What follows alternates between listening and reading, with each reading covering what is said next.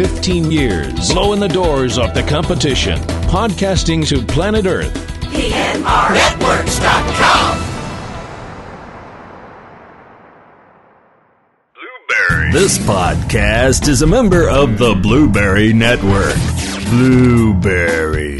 No E's. That's Blueberry, BLUBRRY.com. Blueberry.com. This podcast is a proud member of the Lamb Podcasting Network. Find the network at largeassmovieblogs.com.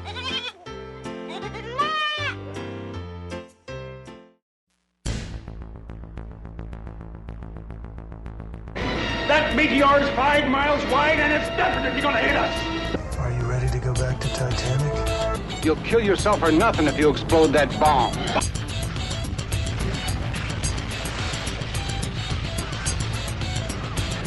Something hit us! All flight crew is either dead or badly injured. Oh my God, help us! Last summer, 2 comets were discovered that are on a collision course with Earth. Oh my God. Seems the worst is over.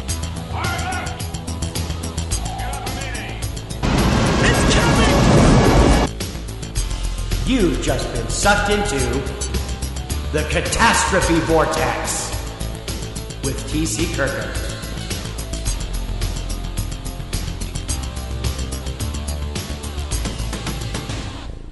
Hey, did you miss me?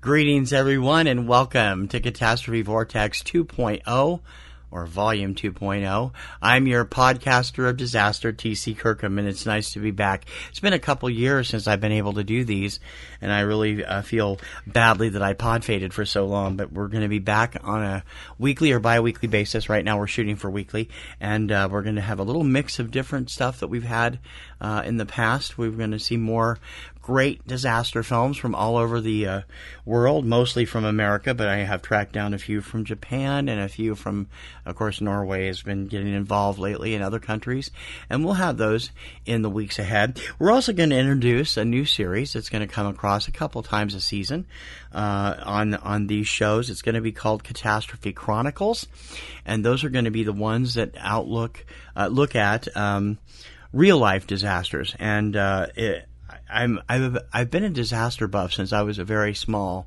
kid. I grew up in the era of the classic disaster movies, so I first became a big fan of them when I was about 10 or 11 in 1974 or so, and I've been a big fan ever since.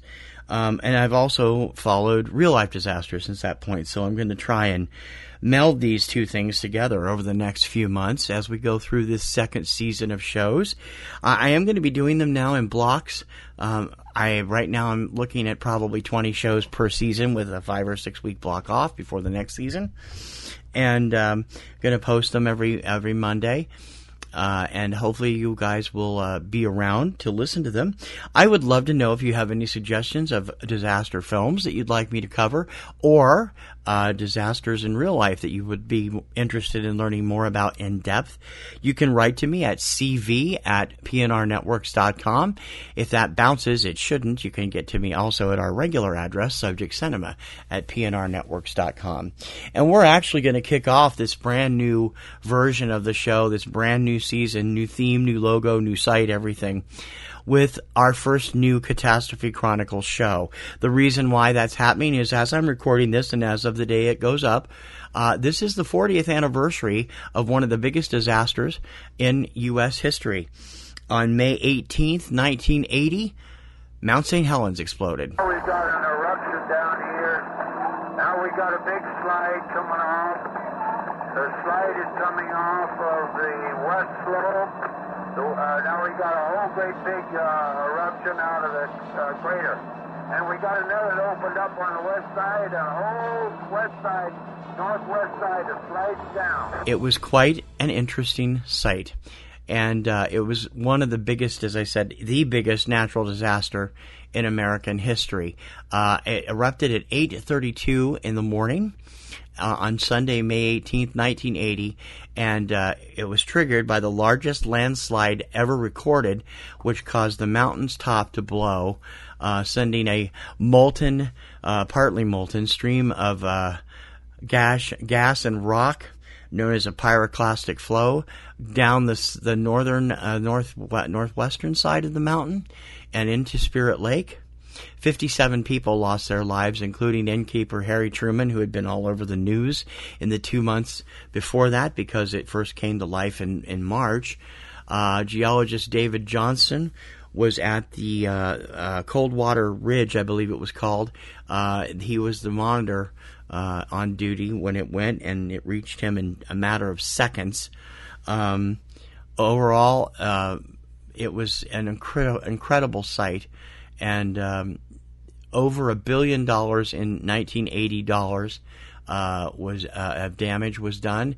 It closed down life in the Pacific Northwest for a couple of weeks, and thousands of acres of timberland, homes, tons of homes, major floods, lots of Forest Service area, and several major highways and railroads were all devastated by the eruption.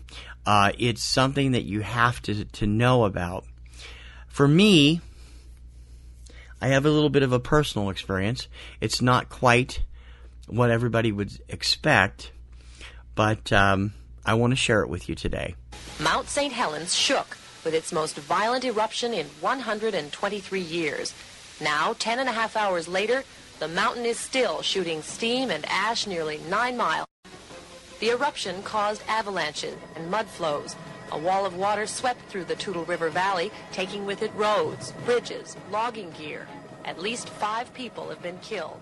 Hundreds of others are trapped in the aftermath of the mud flows and flooding. No one knows what will happen next. I was a mere lad of 17, living in a small farming community 50 miles southwest of Spokane, Washington, called Harrington. Harrington and its surrounding area were part of the wheat belt in eastern Washington, and the grain elevator stood just a block or two away from the Harrington School, which housed grades K through 12 in 2 different parts of the building. My mother and I had moved here in 1976, and I would graduate from here in 1981. On May 18th, 1980, it was a Sunday morning, and it was unlike it was pretty much like every Sunday morning you'd ever have. I mean, I was in bed. We had moved into another house in town just a couple months prior, and it was a large house, and so my mom and I had bedrooms in the main floor, and I had an area upstairs. It had a half upstairs, which I had turned into an office and a music room. And I got out of bed about 7:30 in the morning, and immediately grabbed an orange juice from the refrigerator. Went to the bathroom first, and then trudged upstairs to the music room. I knew that I would be heading off to church on that morning at around 9:30 when Sunday school started. I was teaching Sunday school along with I was team teaching actually. I was there to handle the main stuff, and another lady who was actually an elementary school teacher at the school was helping me out. I was teaching the little kids of grades 1 through 3. That morning, I did what I always did on Sunday morning. I got up, got my juice, ran upstairs, flipped on the radio, on the stereo that I'd received for Christmas that previous year, and enjoying the sounds of the new stereo and playing some records. And then around 8:15, I yelled down to my mom to wake up. She was downstairs still sleeping, and she wanted to get up and get ready for church. And I would go down and get ready when she was done. And I had the radio on listening to KJRB, AM 790. AM radio back then was still top 40. And I loved top 40 music. And I loved that station in particular on Sunday mornings because they ran American Top 40 every week from 9 a.m. to 1 p.m. And I wanted to catch the first couple of songs on Casey Kasem's weekly countdown before we headed off to church, which was just a couple blocks away. It's a small town. Harrington was only 500, a little bit over 500 people. Everybody pretty much knew everybody else and everybody else's business. On this morning, though, I was just sitting there in my music room listening to the radio, reading through a magazine, and something very unusual happened. At around 8:30, the whole house shook for about 5 seconds, and a loud sonic boom came roaring through Harrington. My mom started freaking out and yelled up, "Are you okay? Did you knock over your desk or something?" "No, Mom, it sounded like a sonic boom." "We don't have those anymore." Well, we didn't. We were used to them when I was a little kid. We lived in Waverly, and it was right on the southwest flight path of Fairchild Air Force Base. At the time, they weren't taking care to not have sonic booms when these new supersonic Army jets were flying. But they finally cut them out in the late 60s after noise abatement stuff started going into effect. So it had been a while since we heard a sonic boom, and it shook it up. I mean, it shook my window in my upstairs music room. And it was enough to be kind of startling.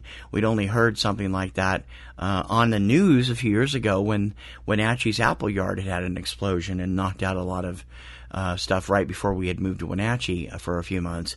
And then I was in the room yelling down because I had to go out of my music room into my little office and then over to the staircase to talk to my mom. And as I was talking to her, I heard the music halfway through a song at the time. I don't remember what song it was. Cut off suddenly.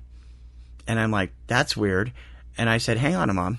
And I went back to the music room and I heard this rustling of paper. It was like this, somebody going like this. Hello, everybody.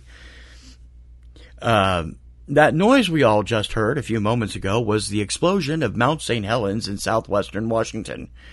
It blew up at 8:32 this morning, and they are currently experiencing an ongoing eruption. We will bring you further news when it's available. I'm like, oh, so it finally blew. You know, we'd been watching it. Saturday Night Live, even just a few weeks earlier, had a tongue-in-cheek farewell to their local NBC affiliates KING in Seattle and KHQ in Spokane, which I had thought was not funny, but funny in its own way. And we were 300 miles away from Mount St Helens. As the crow flies, 320 or so by driving. It was directly southwest of us by about 300 miles, as we were 50 miles southwest of Spokane. We didn't really think much of it. We didn't really turn on the news or anything like that. We just went on our normal day. About 9:15, after I'd been downstairs to get ready and we'd had our, a little breakfast. We usually had donuts on Sunday morning before going off to church. Mom and I walked out our door and headed down to the church where we took part in Sunday school. Surprisingly, all the kids, I had 4 students. 2 of them were brother and sister, and then there were 2 other ones. Didn't want to talk about the day's lesson. I'd forgotten exactly what we were discussing, but it was, it was just after Easter, so we were still talking about the crucifixion and stuff. And the oldest boy in the class piped up. He wanted to know what was going on with Mount St Helens. Was that going to hurt Harrington? He'd heard the reports on the news that morning. Of course, everybody did, or most people did. Maybe not everybody. And I looked at Mrs. Sanders, the teacher that I worked with, and we discussed it for a second and decided maybe this was our duty to help allay their fears about Mount St. Helens. It's too far away from us to do any damage.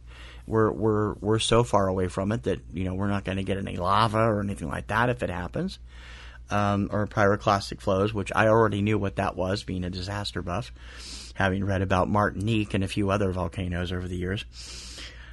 And we spent the whole 45-minute Sunday school class helping the kids to understand what had happened, what kind of forces were under the mountain that made it explode suddenly. Of course, we hadn't seen the photos of the actual huge landslide that would surface in a day or two.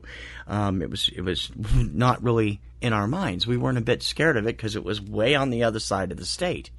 Here we are, right near Spokane. Mount St. Helens is closer to Portland than Seattle, so it was not really anything in our heads. That particular day, I wasn't staying for full church. I was not.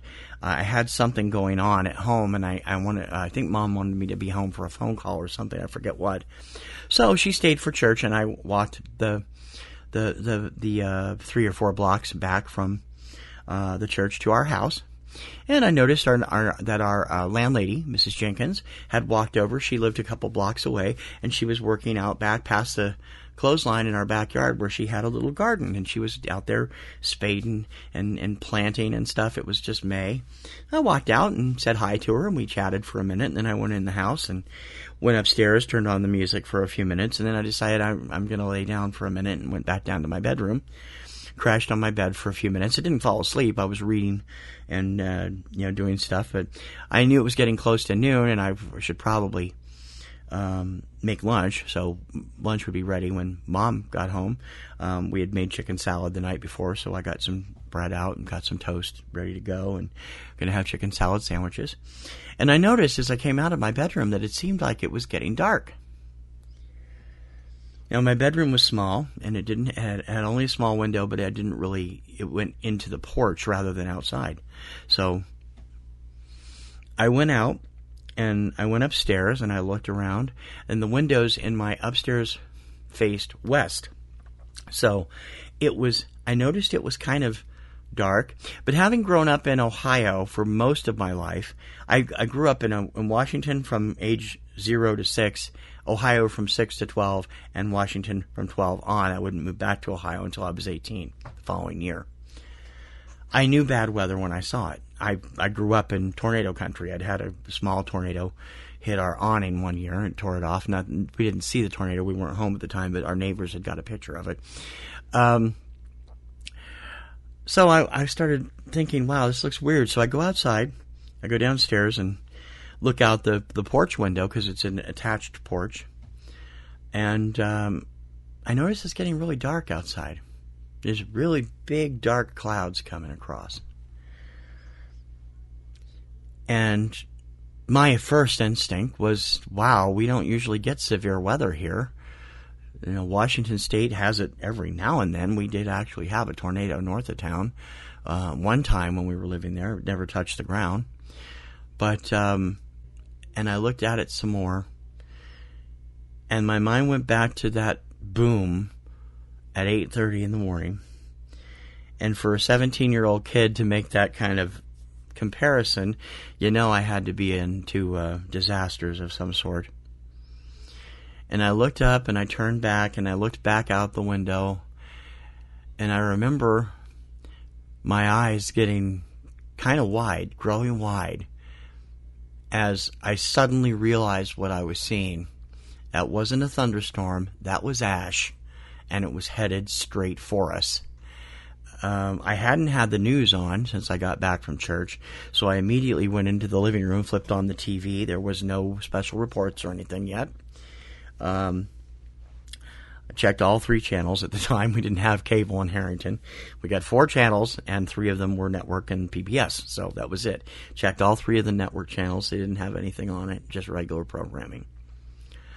By this point, it's just about noon, and church is about to let out. I know that. And I can see Mrs. Jenkins still out in the garden. So I decided I'd better go out and talk to her. She was elderly, in her late 60s, I believe, at the time. I don't believe she's probably with us still anymore. She was a really friendly, wonderful lady. And I went out and I said, Mrs. Jenkins, and she looked up at me and said, yeah, hi again. I said, you should probably start thinking about heading home. And she's like, yeah, it looks like it's going to rain a lot. I said, no, Mrs. Jenkins, I don't think that's rain. I think it's volcanic ash. I think it's coming from Mount St Helens. And she looked at me with these wide eyes and she said, oh my goodness, are you sure? I said, no, I'm not sure. But there was no rain scheduled forecast for today. We'd seen the news. My mother watched the news and the weather. We both did. We were both paranoid about weather from the years we were in Ohio. And there had been no forecast of rain anytime for the next several days. And we do know it blew up. And I said, I don't think it will be a good idea for you to be out. There's no telling what's going to happen. And she's like, oh, I better pack things up. And she handed me her shovel. And she said, can you put this in the basement area for me? And I said, sure, I'll take that down. And I took it back in. And I watched, and as she got ready, I put the shovel inside, and I went back and I said, do you want me to walk home with you? Because she lived a couple blocks. Oh, no, I'll be fine. I'll head home. And I said, okay. So I went back in, and I had just gotten to the sidewalk when my mother comes walking up the sidewalk. "Oh my goodness, it's going to storm something awful." I said, "No, Mom, it's not a storm. It's Mount St Helens." "Oh, we can't get that over here." Yeah, we can. She came in the door. It was like 12:30 at this point. Ash had not yet started to fall. And we went in the house. I put the toast down that I'd put in the toaster so we could have lunch. And I walked into the living room, and Channel 2, KREM, had a special report on. And the camera was in either Ellensburg or Yakima, which were 100, 150 miles to our west. Ellensburg more directly, Yakima more southern, more toward Mount St. Helens. Wherever they were showing a live shot of cars trying to travel through pitch black with this thick white ash falling on the ground. I'll never forget the sight of seeing one of those bank clocks that you see out front that flashes the time and temperature, as you know, when you're driving by, so you know what time it is and stuff. It was flashing the time of, I think it was 12:42 p.m., not a.m., and it was pitch black. I mean, you couldn't see anything. I heard the toast pop up, and Mom said she'd make the sandwiches, so I sat down on the couch and finished watching this. And I said, "Mom, you need to come see this." And so she comes walking in, and we stand there, and she stands there above me where I'm sitting on the couch, and we're watching this. And she looks down at me, and she says, "You don't think we're going to get it that bad here, do you?" And I said, "I don't know. I have no idea, Mom. I've never been through a volcano." I knew we couldn't get any of the lava or pyroclastic flows or stuff, but I don't know about ash. So we looked at each other, and we decided to keep the TV on. Normally on Sunday we would just read or whatever. We didn't usually watch a lot of TV on Sunday.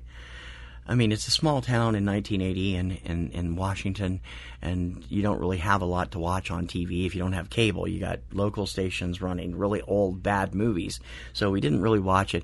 This afternoon, as it continued to get darker and darker, eventually, by about 1 o'clock, we were finished eating lunch, 1:15 or so, finished eating lunch, and we looked out the window in the front room, which faced northwest, toward Davenport and Reardon and going up toward Spokane.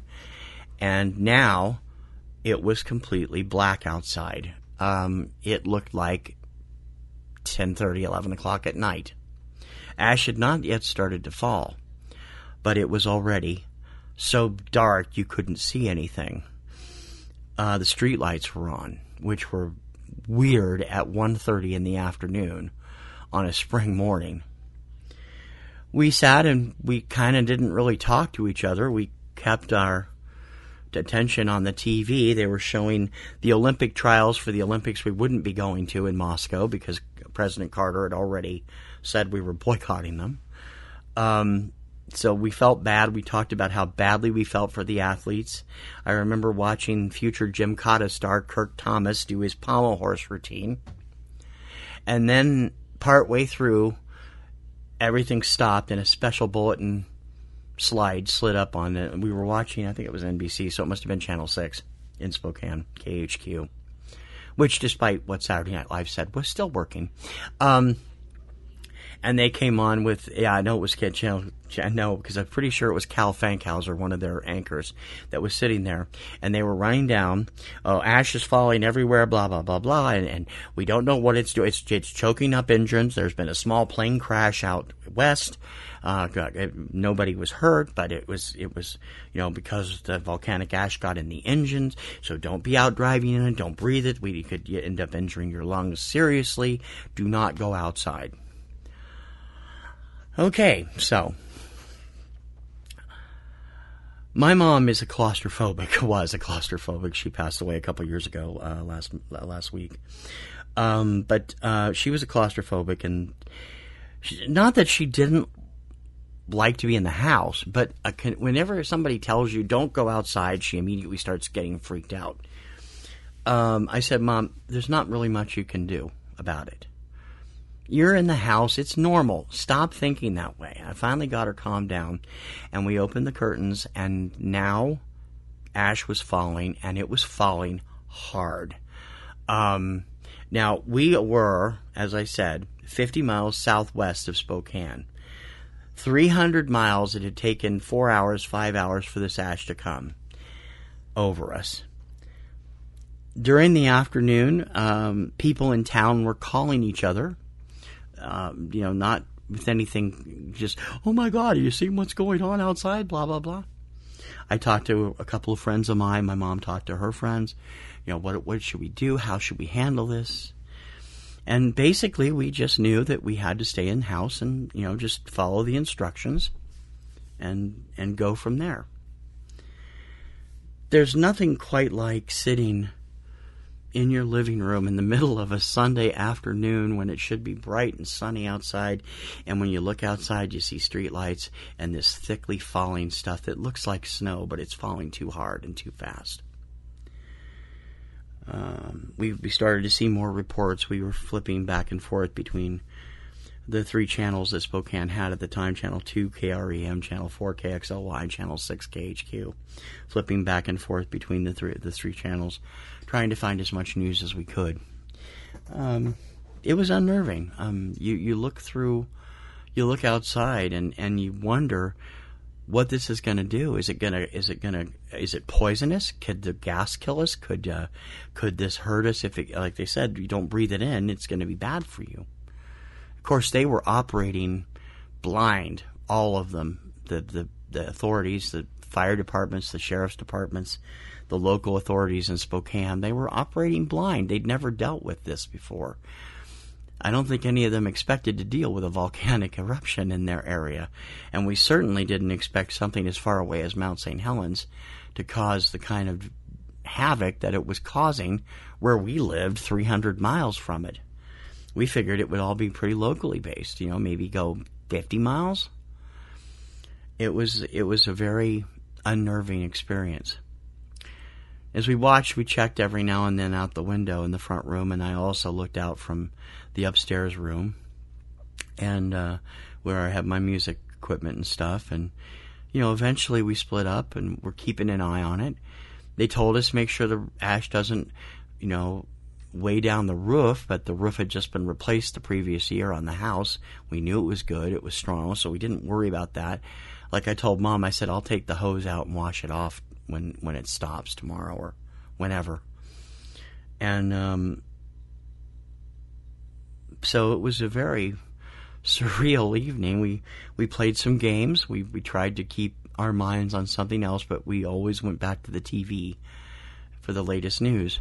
By this point, we were hearing all about all the devastation that happened right around the immediate area, the landslide that destroyed Spirit Lake, that had taken Harry Truman, who we'd seen on the news a number of times over the past few weeks, and 50-some other people, probably. There were like 100 and some missing at the time. Thankfully, they found most of them. It was a terrifying day, and yet it stands out to me in my memory as being totally surreal. When you're a 17-year-old kid and you're thinking, wow, you just saw the first major decade change of your life. You were too young to really care about it when 69 went into 70. But 79 into 80 meant you were less than 2 years from graduating high school, and you were getting to be the point where you were going to be going out on your own soon, which I didn't end up doing as soon as I'd liked. But it was an interesting experience. You don't normally think, I was used to dealing with severe weather. From the time I was a kid, from 6 through 12, as I said, we lived in Ohio. The severe weather was a common thing in the spring and summer, and we lived in Ohio during the April 3rd tornado outbreak that destroyed Xenia and a number of other cities in the entire country that day. The largest outbreak until, I think, the next super outbreak, which was even bigger, was in 2011. But that one was pretty terrifying, you know. My mom and my stepdad my stepdad went off to work. My mom and I went to a friend's house, and we started seeing the TV reports of Xenia. But we were experiencing bad weather at the time, wind and rain and hail and lightning. With Mount St Helens, it wasn't like that. It was an eerie quiet. It was dark. You had this weird ash falling. It kind of sparkled if you looked right up at the light. And nobody knew what was going to happen. I think my mom and I want to say, I don't know, it's a very vague memory, but I want to say my mother and I actually prayed together for the first time in a while that night. Just asking for help and getting through it and getting guidance and whatever. When we woke up the next morning, there was still ash in the air, but it wasn't nearly as bad, and the daylight had returned somewhat. It was very overcast, or seemed like a very overcast and foggy day. It was Monday. The radio had told us that all schools in that part of the state had been closed, probably for the rest of the week. We had just come off of spring break a couple of weeks earlier, so we were getting an extra spring break. They again emphasized, don't drive, it's going to ruin your engines, don't go outside, don't breathe it without an air mask on, because we don't want it to get in your lungs, and a mask will help keep that from happening. We didn't have a mask, so we didn't bother. And of course, in the next day or two, they'd realized that it really wasn't that dangerous, most of it. They were still worried about it, sure, because it's not something that naturally happens, and when you got in it, the ash was horrible. Tuesday morning, I finally ventured out. I said, we've got to go get groceries. I got to go get stuff. We just lived a block from the little grocery store in town. We called over to make sure they were open before I went. And I walked through maybe an inch and a half of the ash. It really hadn't been as much as a lot of areas in our area had gotten. Ritzville, just 30 miles to our south, got almost 6 inches of the stuff. It was a very surreal experience, and it was also wet or dry, slippery as hell. If you didn't take every foot and put it down firmly, there was a chance you could fall. I trudged over to the store, grabbed some soda, grabbed my mom her provisions, and grabbed a few snacks. We had plenty of food in the house, but I had run out of soda, and she'd run out of cigarettes, so I had to go get all that stuff. And, of course, there were special circumstances, and it's a small town. They're not going to have a problem with that. I went back home, and I said, it's not really anything. It's kind of inconvenient to get through, but the air is fine at this point. I don't have a problem because I didn't have a mask. I had a bandana. I didn't use it. And the streets were just covered with it, and it was just an ugly, ugly mess. Believe me, I read all these stories about people who saved ash from Mount St Helens. Believe me, if you lived in eastern Washington on May 18th, 1980, you never want to see that stuff again.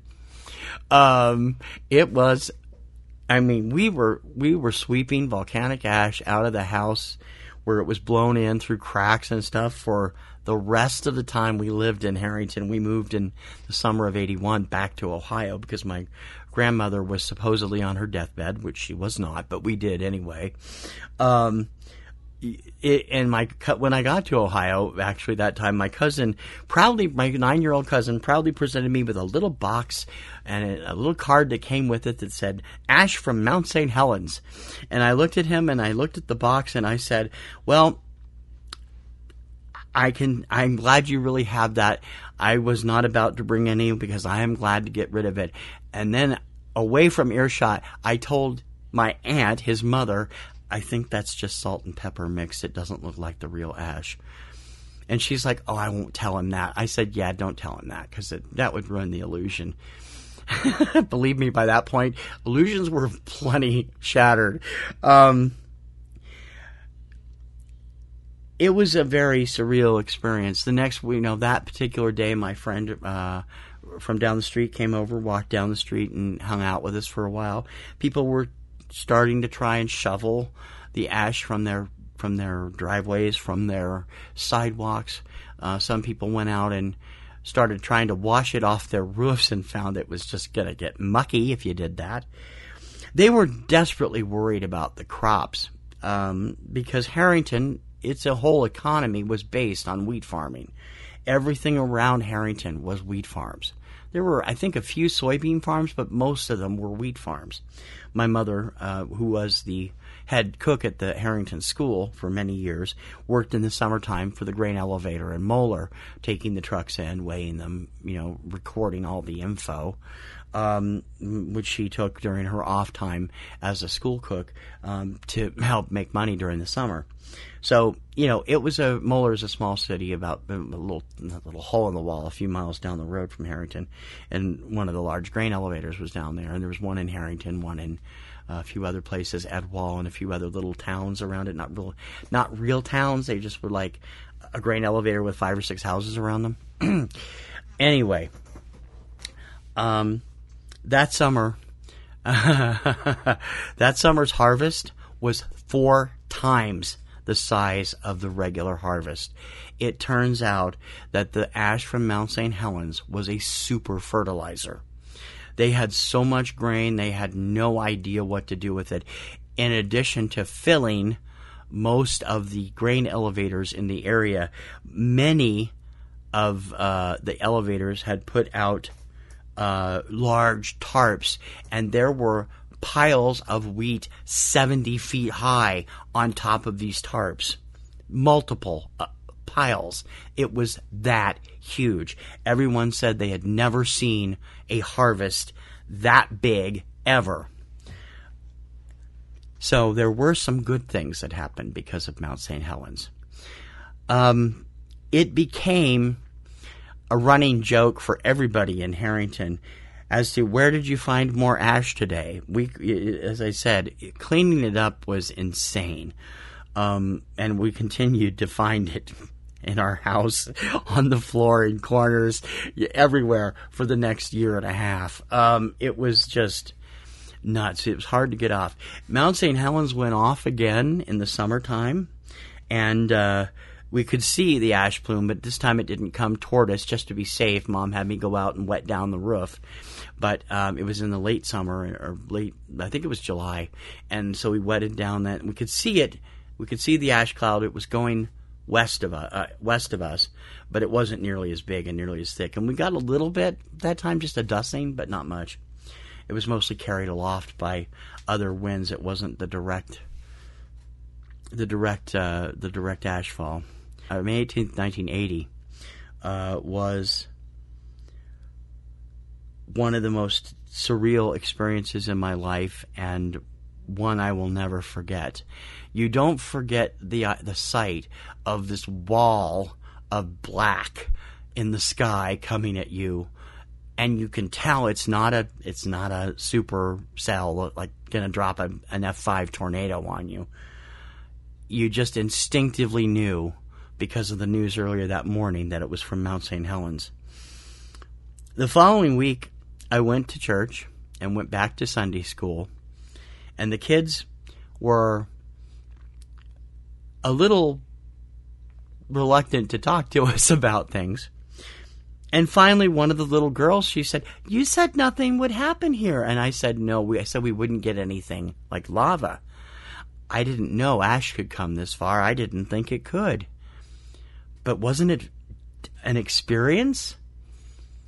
Well, turns out one of the little girls had had a major fear attack, I guess the way to put it, during it. But her parents got her through it, and she understood now that God was protecting her, and nothing could happen as long as that was there. And I said, "Yeah, that's true. You have to have your faith, and it will get you through. You have to know your neighbors," which you do. I knew where she lived. I knew her neighbors. They were good friends of ours. They all went to the same church.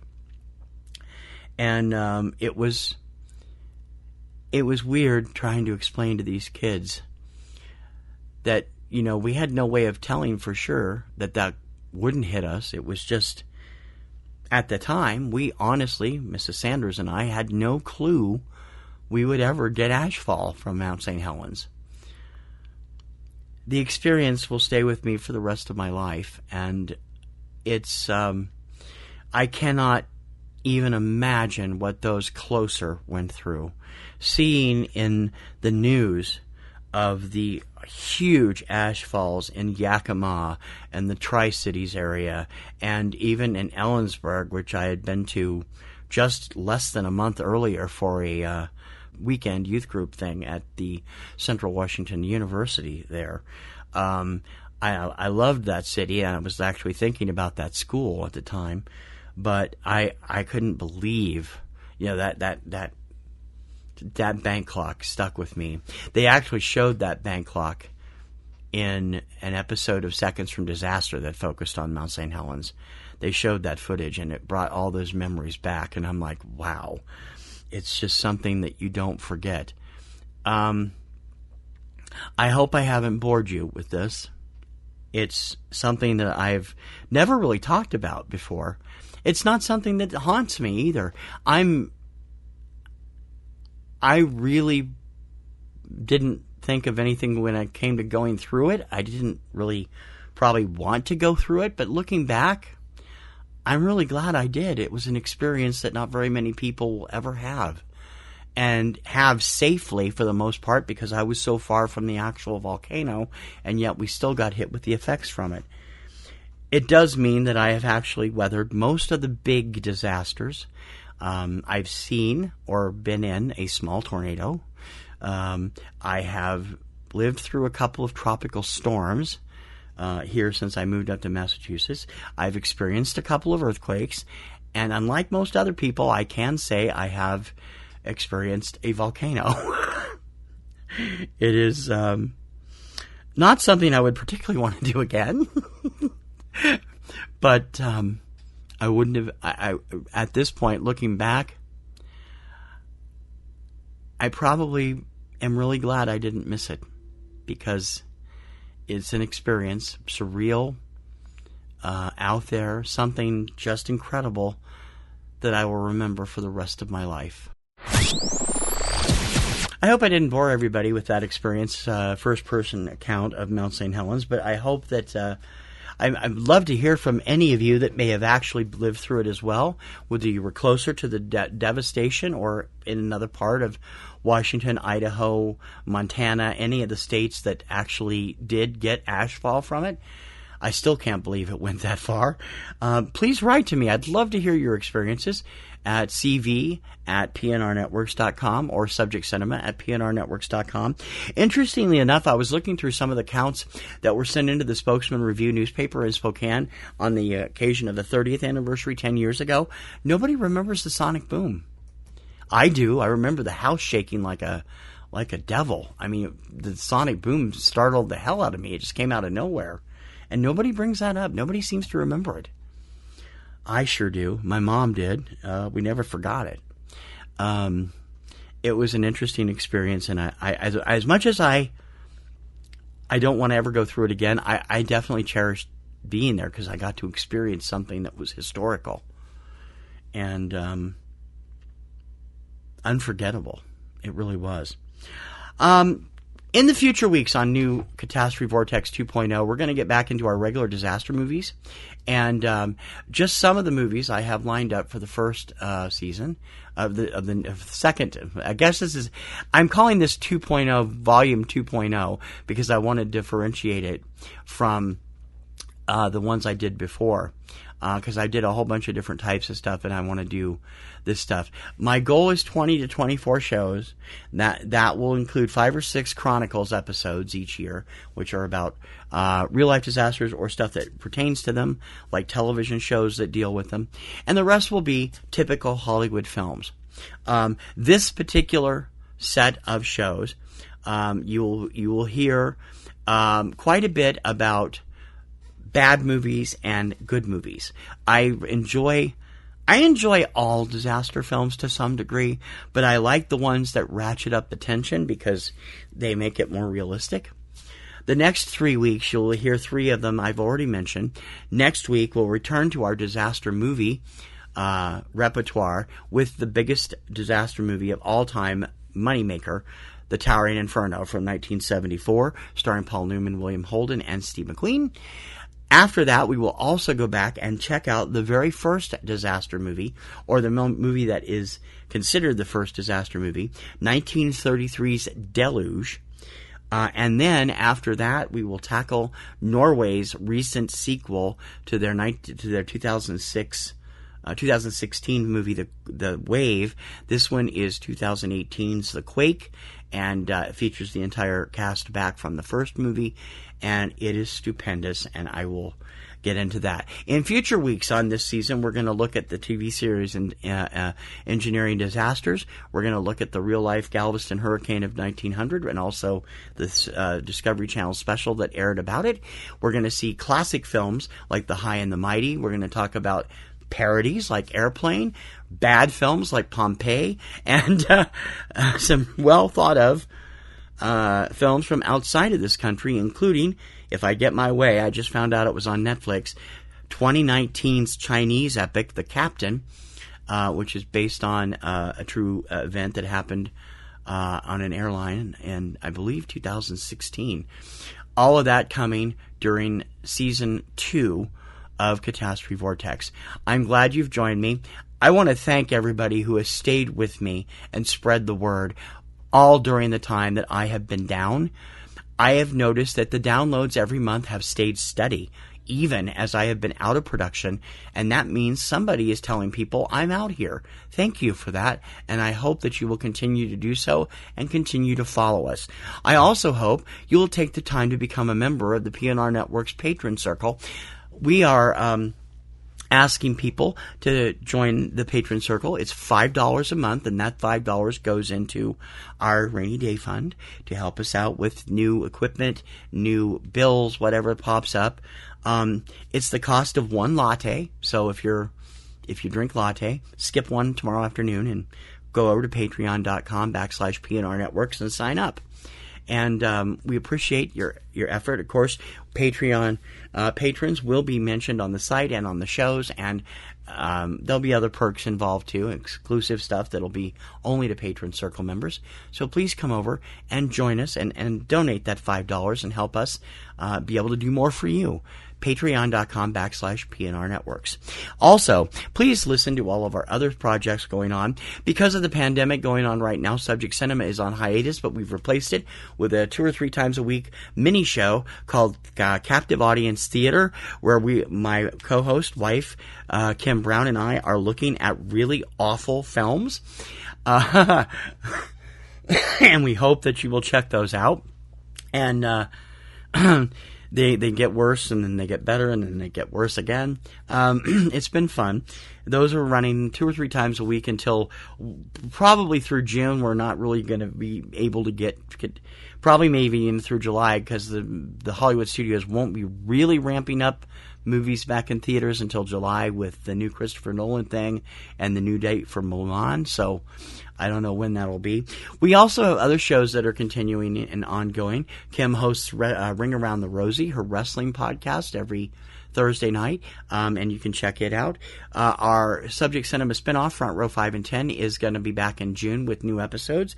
Kim's Supernatural program, Platinum Rose's Garden, covering the TV series Supernatural, is currently on hiatus because Supernatural's final season has been placed on hold and will run their final episodes this fall as a result of the pandemic, so it'll come back whenever they get back on the air. There's also the Kirkham Report, my music site, where I do Spotify playlists. I talk about music charts.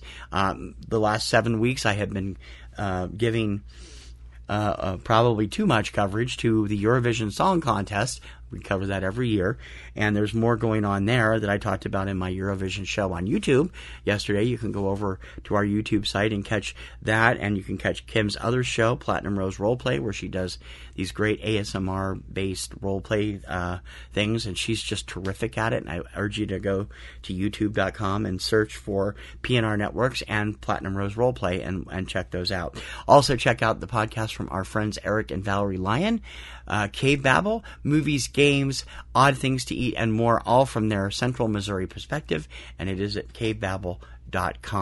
We also have other stuff going on all of our websites, ecinema1.com, ecinemaboston.com. You can get the latest on disaster stuff here at catastrophevortex.com. And don't forget, if you're listening to the show, to come check out the notes at catastrophevortex.com. I will have a link to a YouTube special about Mount St. Helens on today's show, and I hope that you will take a look at it. It's a great special, run by the History Channel a few years ago, and more coming in the weeks and months ahead. I'm glad to be back here with you, and I hope you'll be glad to listen and have fun as we talk about good disaster movies, bad disaster movies, and actual disasters, right here every week on Catastrophe Vortex 2.0. For Catastrophe Vortex 2.0, I'm TC Kirkham. I'll see you soon. Bye-bye.